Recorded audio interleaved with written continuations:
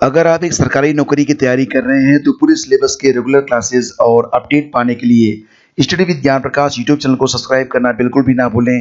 Bell icon को जरूर दबाएं ताकि आने वाले वीडियोज आप बहुत ही सरलता के साथ देख सकें। हेलो फ्रेंड्स, गुड मॉर्निंग, नमस्कार, बहुत बहुत स्वागत है आप सभी का स्टडी विद ज्ञान प्रकाश में। आज 4 नवंबर 2020 शुरू करेंगे आज की मॉर्निंग न्यूज। अध्यापकों को दोबारा अंतर जिला तबादले का अधिकार। इलाहाबाद हाईकोर्ट ने बेसिक शिक्षा परिषद शिक्षकों के अंतर जिला तबादले में प्रदेश सरकार के फैसले पर मुहर लगा दी है। कोर्ट ने अध्यापिकाओं को बड़ी राहत देते हुए कहा है कि शिक्षिकाएं यदि एक बार अंतर जिला तबादला ले चुकी हैं और उसके बाद उनकी शादी हुई है तो वे अंतर जिला तबादले की मांग दोबारा भी कर सकती हैं।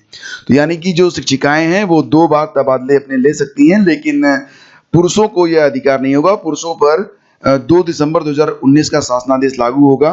वे दोबारा स्थानांतरण की मांग नहीं कर सकेंगे। कोर्ट के इस फैसले के बाद शिक्षकों के तबादलों पर लगी रोक हट गई है। यह आदेश न्यायमूर्ति अजीत कुमार जी ने दिया है। और प्राथमिक शिक्षकों की भर्ती में बीएड मान्य होने के बाद डीएलएड का क्रेज काफी खत्म हो गया है। और वर्तमान में, क्योंकि आपको पता होगा कि जुलाई में सत्र शुरू होते हैं, तो इस बार कोविड जो महामारी है उसकी वजह से ये सत्र बहुत डिले हो गया है, लगभग 4 महीने डिले हो गया है। तो ये माना जा रहा है कि वर्तमान जो सत्र है 2020-21 का, ये शून्य भी जा सकता है। राष्ट्रीय अध्यापक शिक्षा परिषद ने 3 जुलाई 2018 को प्राथमिक स्कूलों की शिक्षक भर्ती में बीएड को मान्य किया था। उसके बाद से डीएलएड का क्रेज खत्म हो गया। डीएलएड के बाद अभ्यर्थी सिर्फ प्राथमिक स्कूल की भर्ती के लिए ही आवेदन कर सकते हैं, जबकि बीएड करने के बाद प्राथमिक के साथ माध्यमिक स्कूलों की शिक्षक भर्ती में भी मान्य है। इसलिए बेरोजगार अब डीएलएड के बजाय बीएड को प्राथमिकता दे रहे हैं। और कुल मिला के 2,26,000 सीटें हैं डीएलएड की। लेकिन क्योंकि आपको पता है कि अभी तक इस पर प्रवेश की प्रक्रिया शुरू नहीं हो सकी है, कारण यह था कि बहुत सारे स्नातक अंतिम वर्ष के जो परिणाम थे अलग अलग विश्वविद्यालयों के, वो आ नहीं सके थे। तो ये परिणाम क्योंकि अभी तक घोषित नहीं हुए हैं, तो प्रवेश प्रक्रिया अभी जल्द शुरू होने के आसार भी नहीं है। उम्मीद है कि 2020-21 का हो सकता है कि सत्र शून्य हो जाए, हालांकि अभी ये बिल्कुल क्लियर नहीं है। और टीजीटी और पीजीटी 2020 में ऑनलाइन आवेदन चल रहे हैं। 5 दिनों में कुल 18,000 रजिस्ट्रेशन हुए हैं, 9,500 आवेदन हुए हैं। फ्रेंड्स, इसका मतलब ये है कि अंतिम दिनों में भीड़ बहुत अधिक बढ़ेगी, क्योंकि पदों की संख्या अच्छी खासी है, लगभग 15,500 पद हैं। तो यहाँ पर ये मान सकते हैं आप कि अंतिम दिनों में वेबसाइट भी स्लो हो जाएगी, क्योंकि लगभग 10 लाख से ज़्यादा ही आवेदन होंगे। तो एडेड माध्यमिक कॉलेजों में शिक्षक बनने के लिए तेजी से पंजीकरण और आवेदन का सिलसिला शुरू हो गया है। महज 5 दिनों में यह आंकड़ा जो है वो 18,000 हो गया है। 9,500 आवेदन जो है पूरे भी हो गए हैं। तो चयन बोर्ड का कहना है कि इसमें अब और तेजी आएगी। तो यहाँ पर देखिए, मुख्य बात यह है कि जाति प्रमाण पत्र और निवास प्रमाण पत्र कितना पुराना होना चाहिए, इसको लेकर अभ्यर्थी थोड़े से कंफ्यूज हैं।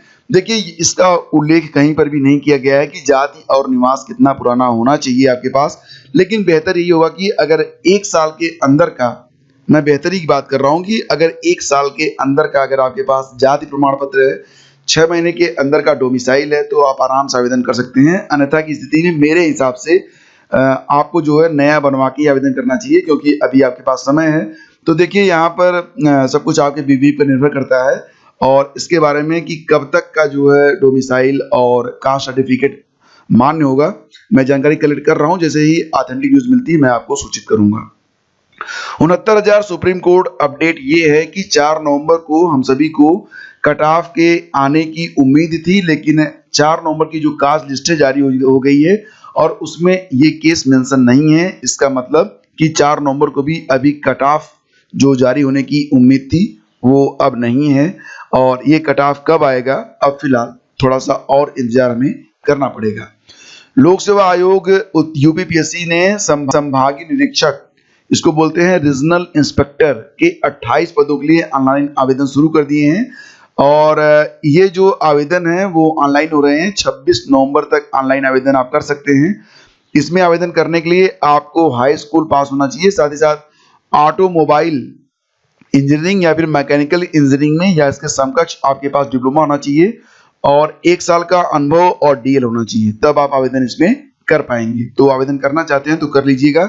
और दोस्तों, अगर आप यूपी टीजीटी पीजीटी 2020 की परीक्षा को क्रैक करना चाहते हैं तो कैसे शुरू करें, क्या पढ़ें, किस प्रकार से तैयारी करें, इसकी पूरी गाइडलाइन और इसका पूरा गाइडेंस आपको मैंने दिया हुआ है।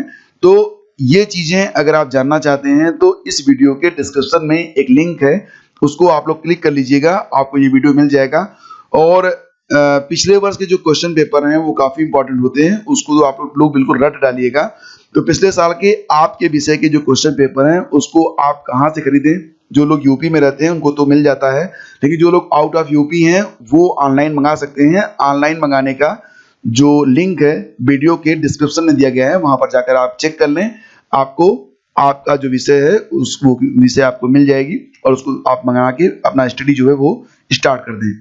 और सिलेबस अगर आपने अभी तक डाउनलोड नहीं किया तो कर लीजिएगा। studyvidgyanprakash.com पर आपको टीजीटी और पीजीटी का पूरा सिलेबस दिया गया है, वहां पर जाइए डाउनलोड कर लीजिए। अगर आपके पास कोई क्वेरी है तो आप हमें इंस्टाग्राम पर फॉलो कीजिए, इंस्टाग्राम पर आपके जो सवाल हैं वो उसका जवाब मैं आपको तुरंत देता हूँ। फिलहाल फ्रेंड्स, हमारा जो 2 टेलीग्राम चैनल है इस पर भी सारी जानकारियां आपको दी जाती हैं। स्टडी विद ज्ञान प्रकाश ये एक कॉमन चैनल है सभी के लिए, और टीजीटी पीजीटी 2020 के लिए एक चैनल बनाया गया है। तो आपको सर्च करना है लिखकर @TGT PGT 2020, ये चैनल मिलेगा, इसको ज्वाइन कर लीजिएगा। और @स्टडी विद ज्ञान प्रकाश ये चैनल मिलेगा, इसको आप लोग ज्वाइन कर लीजिए। दोनों चैनल टेलीग्राम पर हैं। तो फ्रेंड्स, ये थी आज की morning updates. Thank you so much, have a great day, जय हिंद।